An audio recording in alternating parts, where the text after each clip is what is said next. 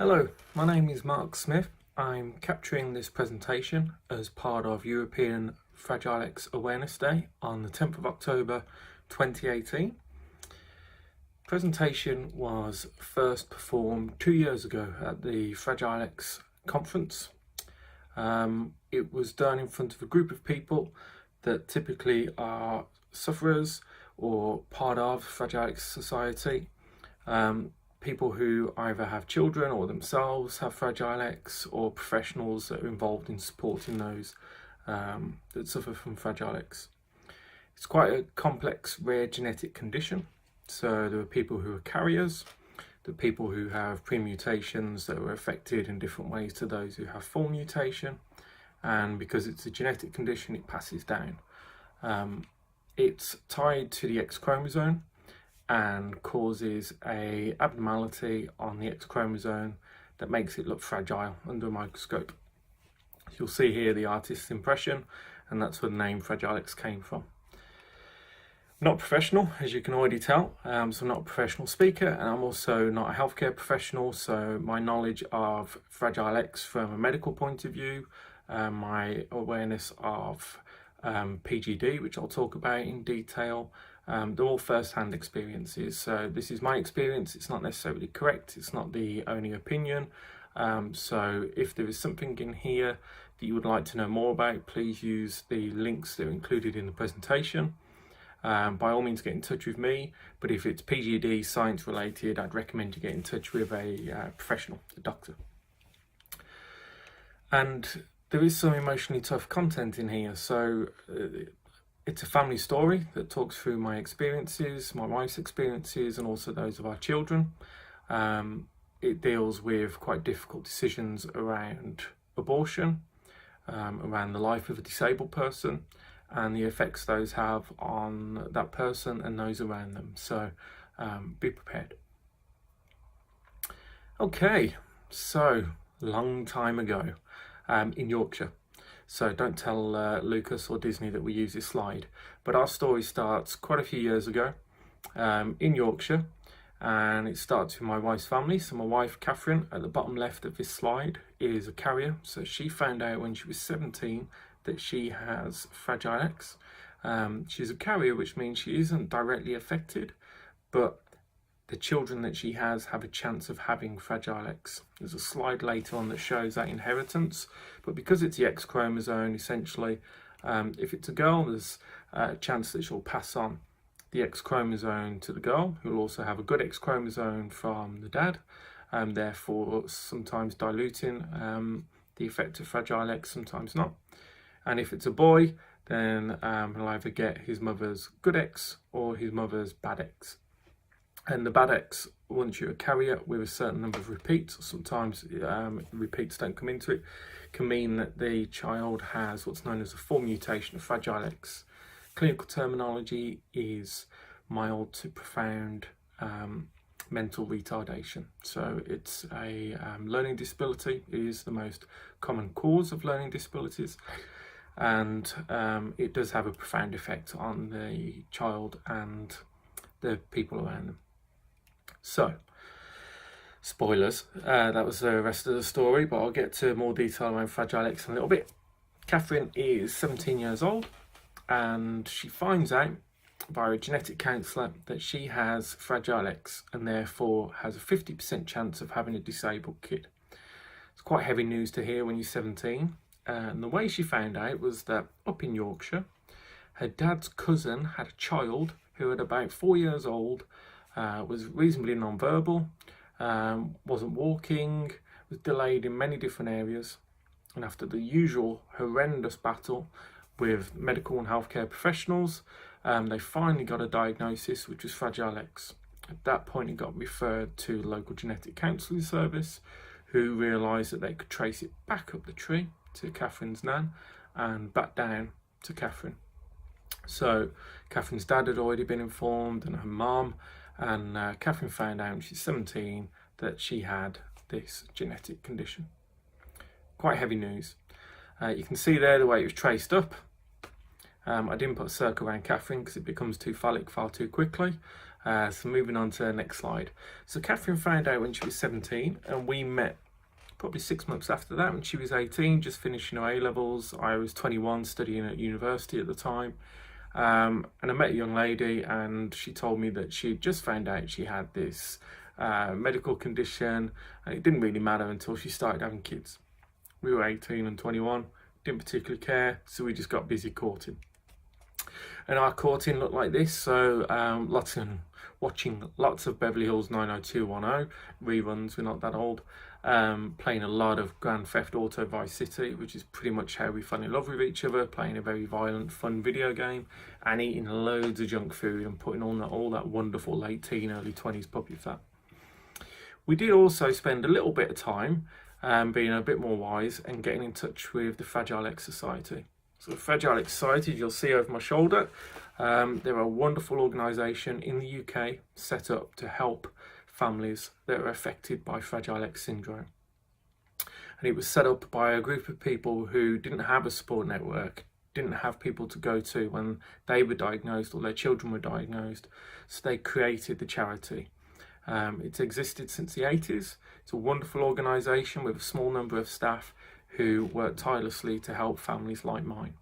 So the society put on a conference every year, and we started going to that conference long before we had children, just to get a feel for what Fragile X really was. Obviously we'd done a bit of research online, but it doesn't equate to actually meeting people who have the condition. I remember the first conference, it was a great conference, we met families, we felt reassured, but at the same time it was quite scary. So we left that first conference, pretty much cried the whole way home with the realisation that our normal life that didn't really factor in disability was going to change drastically when we did have children, or there was a 50% chance it would change. So a few years later, we decided to start a family. You can see here the chance of inheritance, like I said earlier, and we contacted our genetic counsellor. So excellent service, and they were really useful and talked us through our options, which included a gender test, which is just a simple blood test done at 9 weeks, and that tells you obviously whether it's a boy or a girl. Whilst that might not seem that helpful to most people, for Fragile X, as I mentioned earlier, girls typically have do always have a good X as well as a bad X, so the syndrome is often diluted. It's not fully understood the way in which it happens, and some girls with a full mutation are just as affected or more affected than boys, but typically girls aren't as affected. So it gives you the ability to decide, well, it's a girl, so chances are they won't be that affected, so we'll proceed with a pregnancy, or it's a boy, and therefore they have a 50% chance of being profoundly affected, so we'll terminate. So it's the first bit of information you can get that allows you to make those decisions. So we went ahead with a gender test. We were also offered a CVS, which you can have for many different reasons in pregnancy, and that's usually done around 11 weeks. CVS involves a needle into the placenta, and then tests are done on that. I'm pretty certain that's how it's done, but again, check. Don't listen to me on what a CVS actually is. The one bit that stuck with us, and the reason I don't know much about it, is because we didn't have a CVS, and that's because at the time it carried a 20% chance of miscarriage. We'd already decided that we weren't going to terminate regardless of the information. So introducing the risk of a 20% chance risk of miscarriage didn't seem worthwhile, considering regardless of the information we weren't going to act on it in any meaningful way. All it would have done was prepared us a few months before having a child that it was disabled, and the risks just didn't seem to outweigh the early heads up for the information. So we had the gender test, found out it was a boy. At that point, thought, okay, we've got the remainder of the pregnancy now to learn as much as we can about Fragile X in case it's that side of the 50%. Termination obviously is a very emotive subject. We're a pro-choice household. Initially, when we discussed having a child, when we were still in the courting stage, we decided that we would terminate, and that if we had a child and during the pregnancy we had the ability to test whether it had Fragile X and we found out it did, we'd terminate. We changed our minds, or more specifically, Catherine changed her mind when we decided to start trying for a family. And I believe that if that isn't a unified decision, that if one person can't compromise with the other, it has the potential to destroy a relationship long term. So even though I was pro-termination, if we found out the child had Fragile X at an early part of the pregnancy, Catherine wasn't, therefore we'd proceed with the pregnancy. And that was fine, and there was no resentment there. I came to terms with it pretty quickly, and there was no way I would put Catherine through a termination that she wouldn't allow herself to recover from. But again, we are still both very much pro-choice. So this was our personal choice as a couple. And part of it was informed by the fact that we're a very close couple, we're best friends, we spend a lot of time together, and we felt like we were well positioned to deal with a disability if that was the outcome. So that was the first big decision, a huge decision, a bit of a life-changing one, but we conceived pretty quickly within a couple of months and proceeded with a pregnancy, knowing within the first 3 months that we had a boy and there's a 50% chance of disability. Fast forward a little bit, we had our first child. So we had our son, Caleb. He was tested at birth by his cord sample, and the genetic counsellor popped round when he was 3 weeks old and told us that the tests had confirmed he had the full mutation of Fragile X. It wasn't a shock. We both asked each other before the counsellor came round whether or not we thought he had, and we did. And that could have just been psychological preparation for some potentially life-changing news. It could have been to prevent the disappointment of finding out negative information. It could have been the utter zombie mode we were in, having our first child who was 3 weeks old, and all we could manage to do was brush our teeth, and a wash was something we'd get round to in a few weeks. So we were just in the fugue of having a baby. But there were a few things that we thought, well, other people's newborns don't do this or do this and ours doesn't. And I wonder, and we both thought that he did have Fragile X, and that wasn't necessarily a huge devastating thing, it was just an acceptance. And then we found out he did, and it was tough. So as parents, you imagine what parenthood, well, as people, you imagine what parenthood would look like. Certainly throughout gestation, you're thinking of what it will be like at 2 years, at 5, at 10, at 18, all those typical things about throwing a ball together, learning to ride a bike, reading together, going out together, socialising, holidays, plane rides, school, relationships, marriage, children, grandparents, university, career, all those things that define Western culture, gone in an instant. From a condition that you can't really see in a baby to a large extent, but just knowing that some of those things would now never happen. However, most people with Fragile X are like Catherine's dad's cousin over in Yorkshire, and they find out at 4 or 5. We were lucky, we found out immediately upon birth, and therefore had a piece of paper from a doctor that said, your child has this genetic condition. So we got in touch with everyone, from our consultant paediatrician to our medical paediatrician, speech and language, physiotherapy, orthotics, portage, early play intervention, autism groups, because it's linked and kind of considered similar to the spectrum, so you get access to some of those services. So immediately, Caleb started getting access to all these services, and early intervention has been a huge part of his life and a large reason why he's considered to be high functioning for a disabled child. So that was our situation, and like most parents with a newborn, you get busy surviving, and we did that, and we made sure we gave Caleb everything we could in life, as all parents do. We gave him access to all the services we could give him access to, and we got busy loving, nurturing, caring and raising him.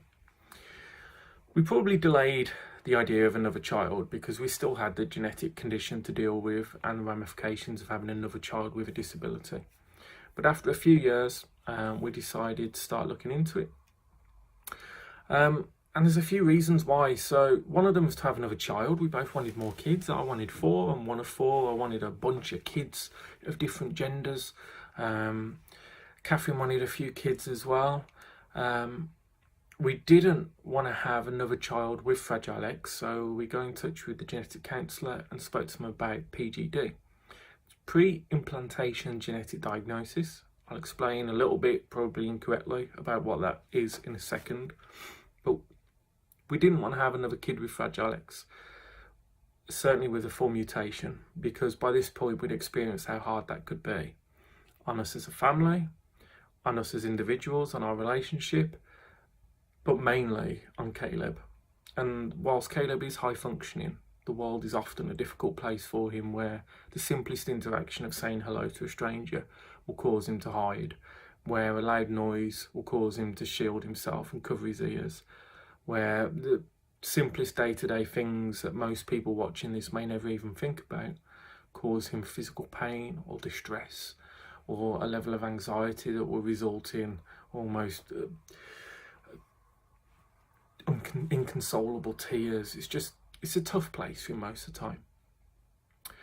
time. So we didn't want to have another child that had to experience the world in such a way.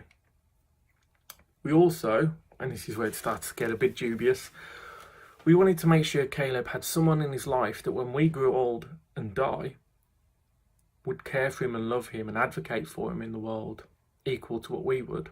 And whilst we have siblings and other people in our lives, we needed there to be a generation comparable to Caleb or younger that would take care for him. Because if he is profoundly affected, or even if he's mildly affected, he's still going to be quite a pure entity in a world, and he will be gullible, he'll be vulnerable, and he'll often be considered naive, and he will need somebody to advocate for him, love him, take care of him when we die. The idea of leaving your disabled child in this world that can often be cruel when you die is just the most terrifying thing I've ever experienced. So we wanted to have another child, so Caleb had a carer. That's a pretty bad thing to put on a kid, especially the idea of a kid that doesn't exist yet, but it was a motivator. So throughout this, I'll continue to be honest. Some of the decisions may not be ones that you agree with, but it was our decision and we made it. We also knew that if Caleb had a brother or sister, they'd love him and care for him because of the way we raise our family, and they would do all this without it ever seeming like a burden, because that's just what they do for their big bro. So we started PGD. PGD begins through a counselling service or through your GP. Funding is restricted. So the NHS in the UK set certain conditions, and fortunately for us, Fragile X is one of them. There is funding criteria, and the main point is that you can't have an unaffected child. So if you're a couple that have a kid, one of you is a carrier, and your first kid didn't have Fragile X, you can't go and have PGD because you've already got a child that's unaffected. If you don't have any children, or if you have a child that is affected, then you can start the PGD process as long as you meet the other criteria. The initial meeting is with a MDT, so it's a multidisciplinary team, and you sit down and there's scientists and there's medical people and there's nurses and lots of different people in there.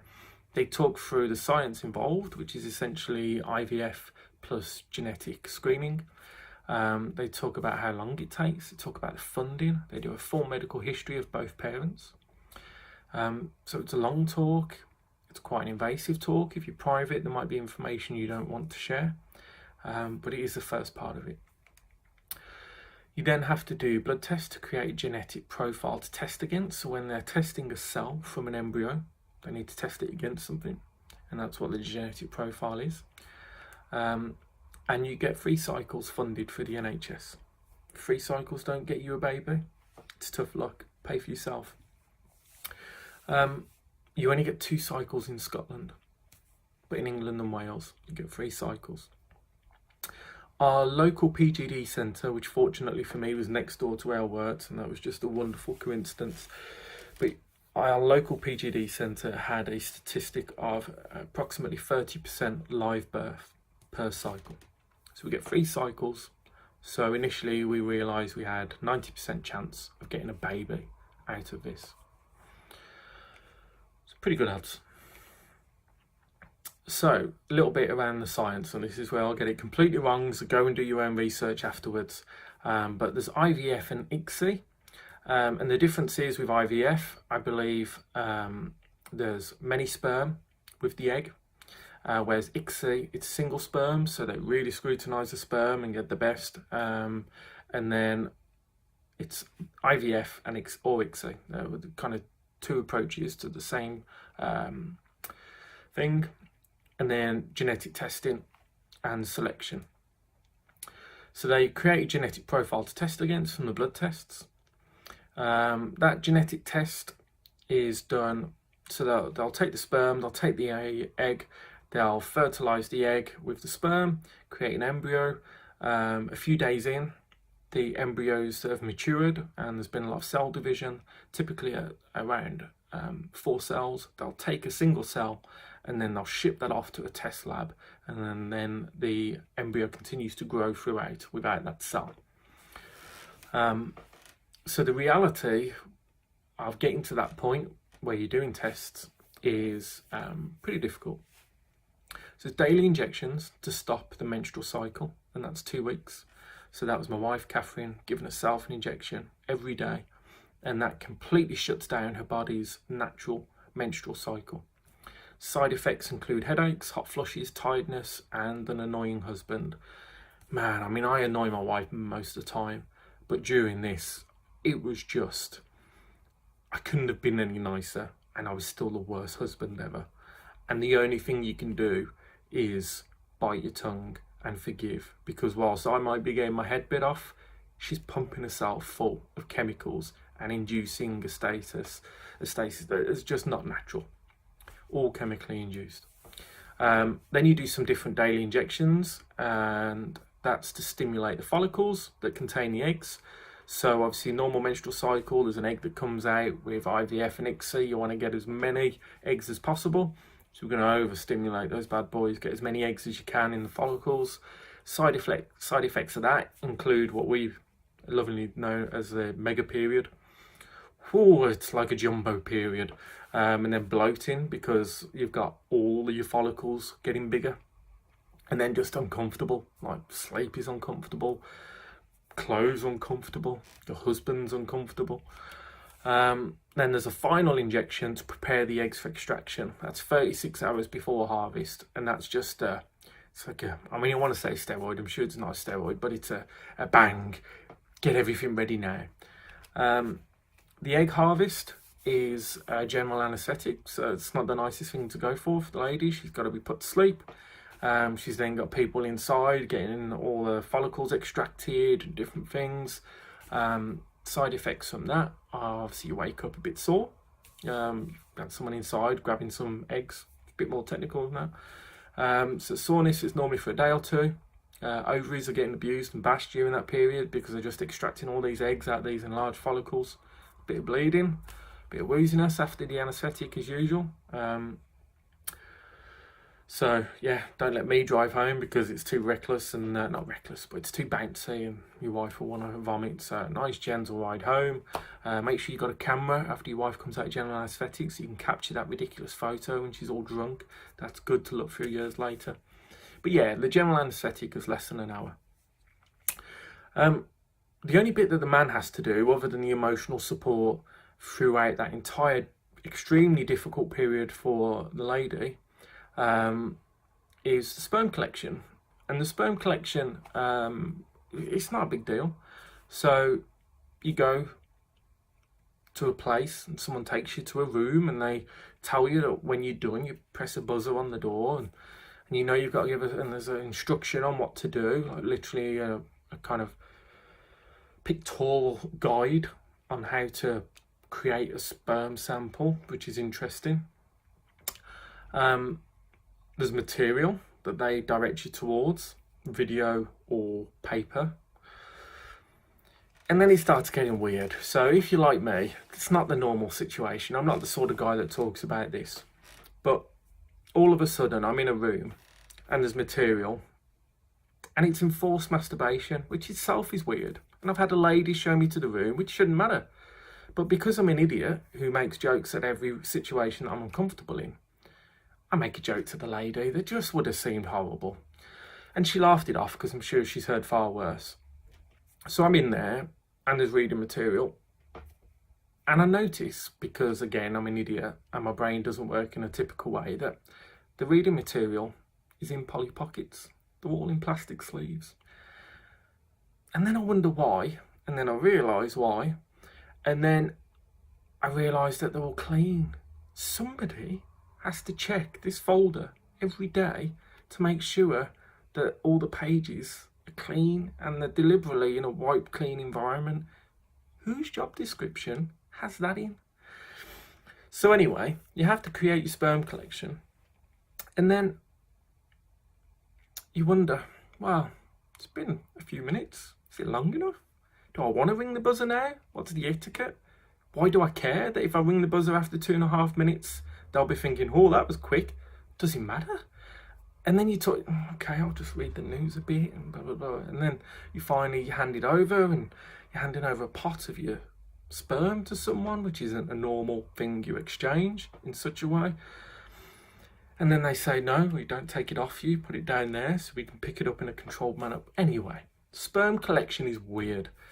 It's not a normal thing. Very few people will be comfortable doing it. But the only tip I can give you is do not complain, because going and having to masturbate in a room is nothing compared to the chemical hormone warfare that happens in the female part of this arrangement.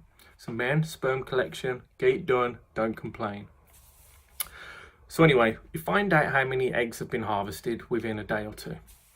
And that begins the numbers. So immediately you're thinking, right, we've got this many eggs, so how many are going to be fertilised? And it starts trickling down. So the number of eggs is what determines the overall chance. It doesn't really, but you latch on to some logical form of the science because it's so complicated. So eggs and sperm get quality checked. Eggs get fertilised, and that's day 0. Embryos develop and have one cell extracted after 3 to 5 days for testing.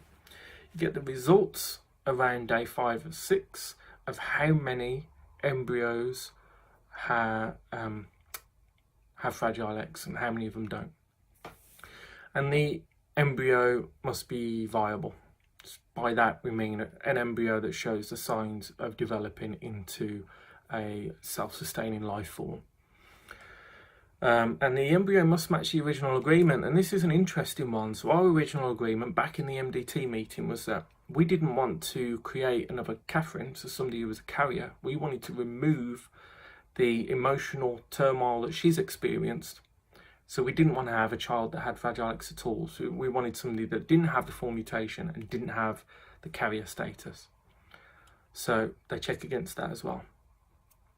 And if available, an unaffected viable embryo will be transferred around day 5 to 6. So within a week, all of this magical science happens for free on the NHS.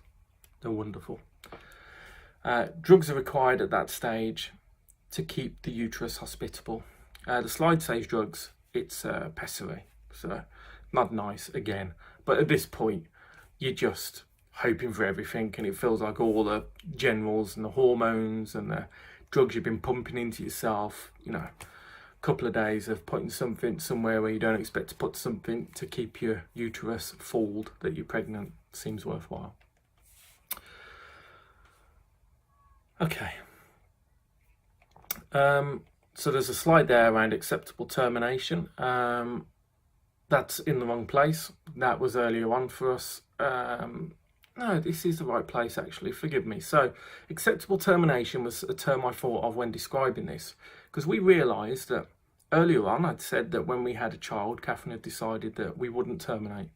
And you get the opportunity to terminate after the CVS around week 11 to 12. That wasn't viable for us. We couldn't do it emotionally. However, PGD essentially is the same information, the same decision, but you're doing it within the first week. So I just wanted to make the point that it's down to the individuals, and for us, terminating an embryo that wasn't actually created internally, was sat in a lab somewhere, was okay, but a 11, 12-week-old embryo internally within Catherine wasn't okay. I'm not going to say where the logic is in that. It's an emotional decision. It's one that every couple or individual should make for themselves and be okay with. But I just wanted to highlight in my mind, that just seems a bit contradictory, hypocritical. But it's a decision we made and that we lived with. So, the first cycle. So we've done all that stuff we just talked about. Back in September 2014, we were at the point where we were waiting for the phone call. So we get 11 eggs harvested. A lot of work, get 11 eggs. Not great amounts, I don't know what it is, but reasonable, seems a lot. 6 are fertilised. Of the embryos biopsied, so a single cell shipped off to a testing lab. 4. So numbers are dropping at this point. You start to think, okay, but it's 50-50 whether they've got fragile eggs, we're all right. Get the phone call. Viable embryos, none. Bad phone call. Many tears, me and Catherine. You hope of a second child unaffected, and that all the work you've put in so far. And at this point, we were a year into PGD. Timelines at the top of the slides. No viable embryos. No embryo that didn't have fragile eggs that can be transferred. However, that wasn't the worst of the news. A lot of the embryos had chromosomal abnormalities, had missing DNA. Nothing to do with fragile eggs. The clinical term described was incompatible with life. These are the embryos that would not make it to a pregnancy or would become miscarriages early on in a pregnancy. The sort of thing where you don't even realise you're pregnant. So that's not great. There were a few of them. All of a sudden we're thinking, okay, well, fragile X carries a chance of an early menopause. Catherine's nan was in her 20s when she went through the menopause. Is Catherine going through an early menopause? Is the quality of her eggs degrading, and that's what's shown as a chromosomal abnormality? Just lots of, this isn't good, tears, hope getting reduced, destroyed. That was tough. We didn't expect to get a baby from the first time. We weren't just optimistically naive, but we hoped, as you do. But we definitely didn't expect to get a yin gynae, and there's some real funky stuff going on. Oof. So we had a review meeting early 2015 to discuss around the unknown cause, and they were quite clear in that meeting that the chromosomal abnormalities had nothing to do with fragile X. There's no reason to think that Catherine was going for the menopause, they've checked her FSH. It's just what happens sometimes. Not that often, not that many, but it just does. So, cycle 2. Cycle 2 was the following year. You have to have a few months off, let your body recover, start having a few periods, and then you start again. This time, 6 eggs collected. What? So we've got almost half the amount the first time. Well, we didn't get any that time. We got no chance this time. What's going on? But we got 5 fertilised, only 1 less than last time. Okay, we've got some chance now. This is good. 4 biopsied, right, level pegging first time now. This might happen. 1 viable embryo. Non-transferred. And the reason is, there was 1 viable embryo, but it had fragile eggs. And regardless of what we would have begged and pleaded, they would not transfer that, because your initial agreed criteria is that you want to eliminate fragile eggs in any form from your family. We wouldn't have asked for them to transfer an affected embryo anyway, because we knew the effect of having a disabled child had on us and the effect it has on Caleb. And we wouldn't want to reduce the love, time, capacity we have for Caleb by having another child with a disability. In our opinion, that would take away more from Caleb than it gave. Whereas having an unaffected sibling would give him more than he'd lose from our time and attention.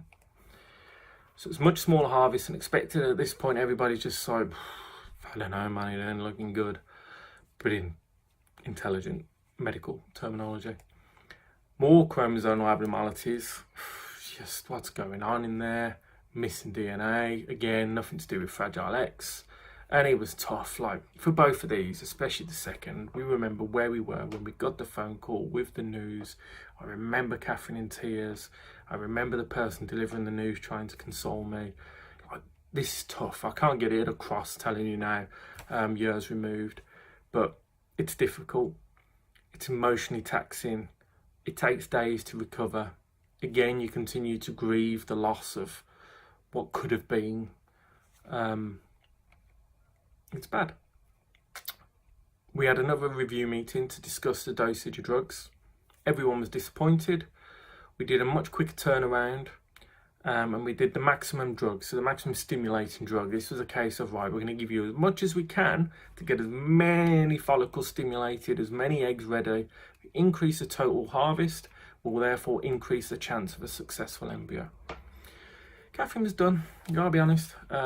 The only reason, it's the most British reason, the only reason she carried on with the third cycle was because of all the people involved, all the people in the medical team, the people we got to know at the fertility clinic, the people who did the harvest, the doctors, everyone involved. She didn't want to let them down. They'd worked so hard. The NHS has put money in.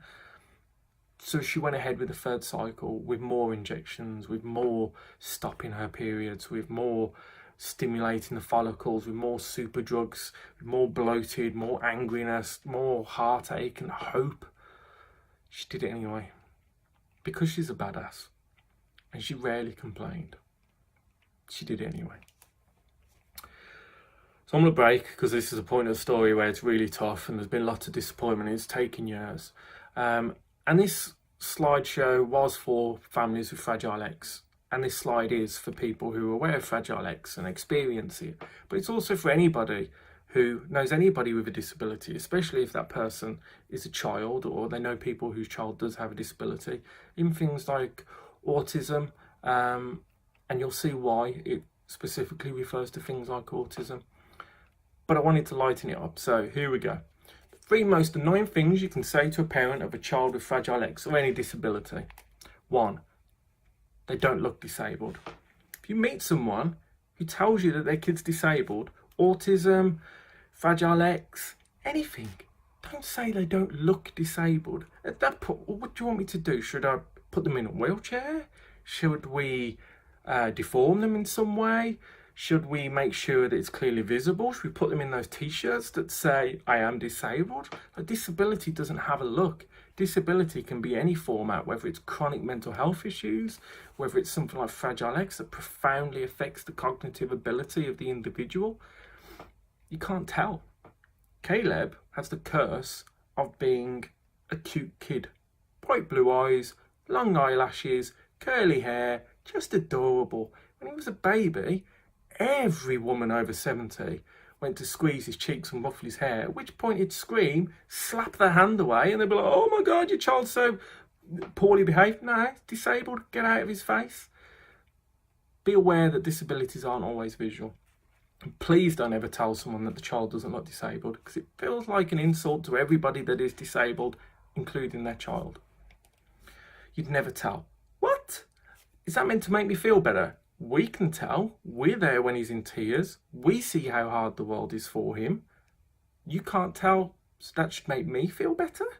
Should we feel bad that you can't tell? Should we make sure that you can? Like, is that a compliment? Like, the disability is just part of his being, the same as the colour of his eyes or his hair or, you know, what his favourite colour is. It's, you know, the fact that you can't tell isn't a compliment to me. It just seems like you're trying to diminish or trivialise the harder parts of our life or his existence. Don't say you can't tell. They're so happy. Because disabled people should be miserable. What? I mean, literally, I'm speechless just thinking about it. The amount of people that say, doesn't look disabled. Oh, you'd never tell. Yeah, you would. Like, anybody who understands disability in any format would clearly say this person does not experience the world in the same way as others and likely finds it difficult. But they can do all that and be happy quite a lot of the time, or happy sometimes, or happy the moment you see them. Disabled people don't have ownership of being miserable. Most people who are miserable don't have disabilities. Maybe they're miserable because they're disabled, but they aren't closely linked.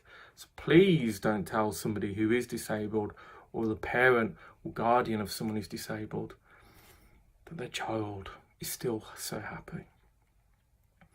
They wouldn't be if they heard you say that. So anyway, third cycle, last cycle, the end of all hope. This is the end of 2015, far shorter gap than the previous cycles. And that's because desperation, everybody just wants to get us through this and let's give us the best chance to do it. Boom! 19 eggs collected, huge amount. Catherine was walking around like a Weebles wobble, just bloated eggs just flowing out, ears, eyes, mouth, not really.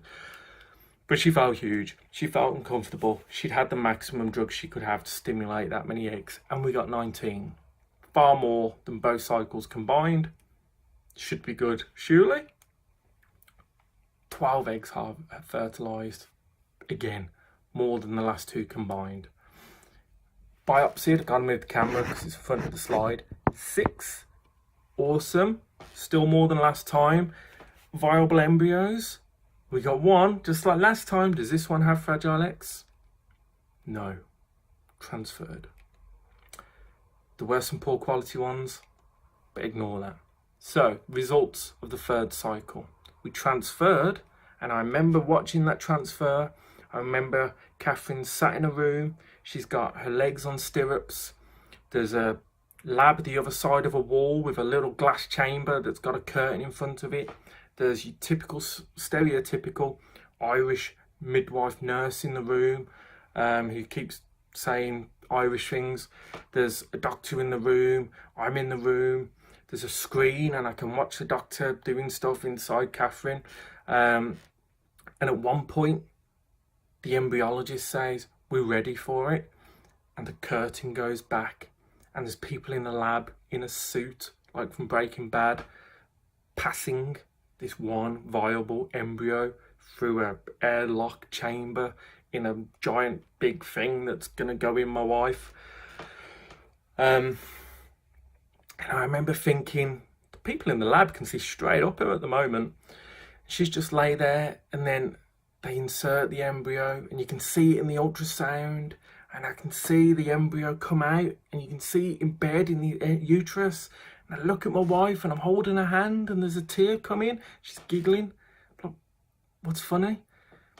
She got stuck because Boy George was playing Karma Chameleon.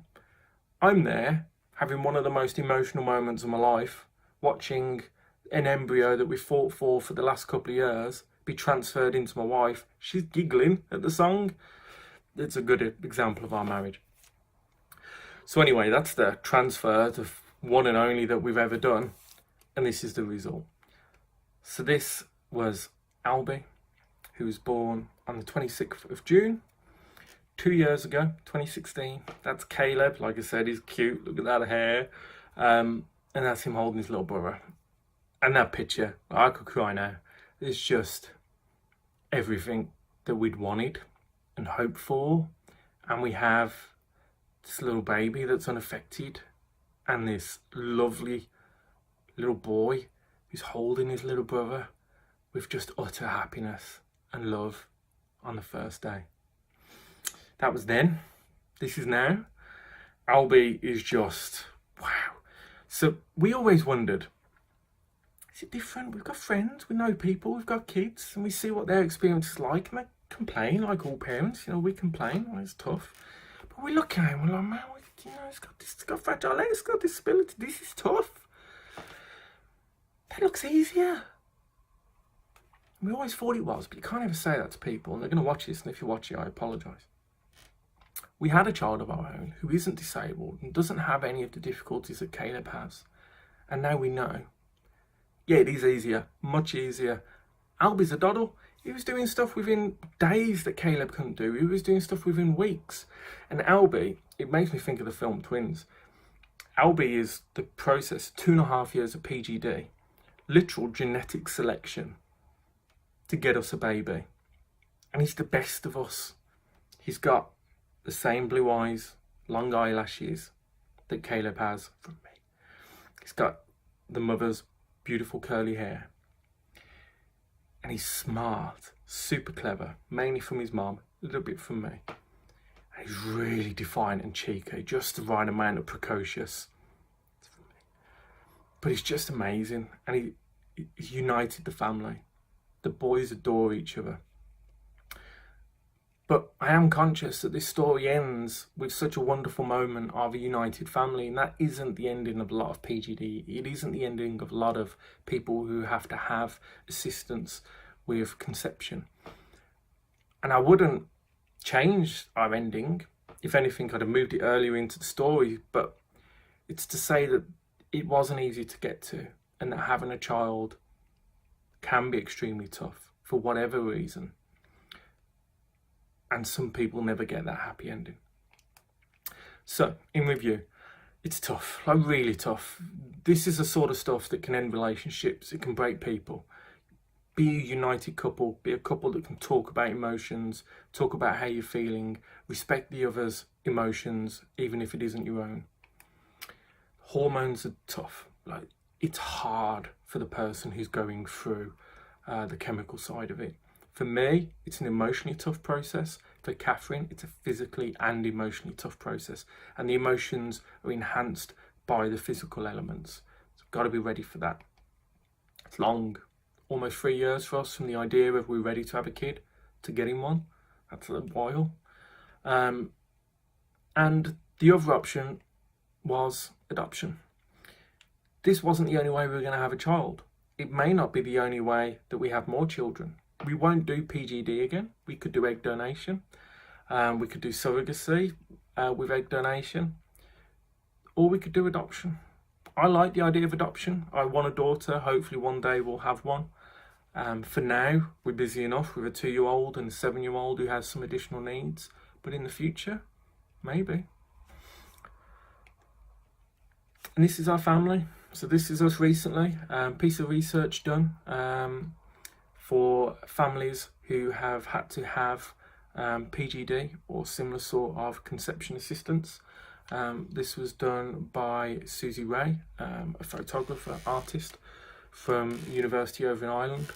And this work will be displayed in an exhibition to promote the story behind a family. And this is our family in our colour bomb of a living room, in the matching t-shirts, cute kids, happily married couple. And you wouldn't know that one of them is disabled, finds life difficult quite often on a daily basis. And the other one was created by scientists in a lab after 3 years of hard work and tears and toil, thanks to the determination of his mum, the bloody-mindedness of his dad, the patience and love of his older brother, and the wonder of the NHS that funded all of that for free. All the while supported by the Fragile X Society, who are incredible and have helped this family be this happy. So this is us. This was our PGD story. If you're thinking about it, hopefully this has helped. I can't lie to you and say that we would do it again. It was difficult. We got our perfect outcome. If the third cycle hadn't worked, I think we would have done it privately at some point in the future if we were still physically able to, in terms of Catherine's egg quality and my sperm quality. But I don't know if we'd have done it yet. It would have taken a while to heal. But if you are thinking about it, please do your research, speak to people. By all means, get in touch with me. My email address is there. It's at fragilex.org.uk, and that's mark@fragilex.org.uk. And the reason it's that is that I'm on the board of directors for the Fragile X Society, because they spent a decade helping me and my family in some profound ways with statements and recommendations to teachers and just fundamental support when things were really tough. So I wanted to help them out.